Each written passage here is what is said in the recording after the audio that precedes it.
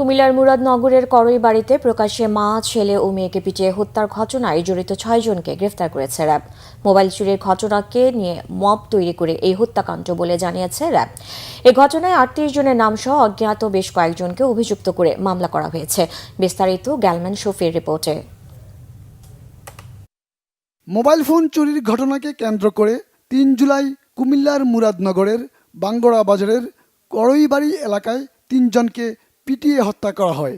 শুক্রবার রাতে কুমিল্লা ও রাজধানীর বনশ্রী থেকে ঘটনার সাথে জড়িত 6 জনকে গ্রেফতার করে র্যাব।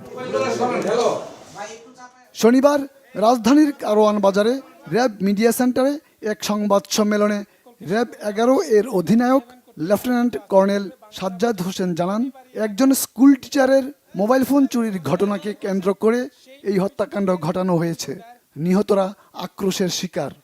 একজন স্কুল টিচারের একটা মোবাইল চুরি করে, মোবাইল চুরি করার পরে সেখানে এলাকাবাসী লোকজন তাকে ধরে অনেক মারধর করার পরে তার বাবাকে খবর দেওয়া হয় এবং এই বোরহান এখনও কোথায় সেটার কোনো ট্রেস এখনও নাই।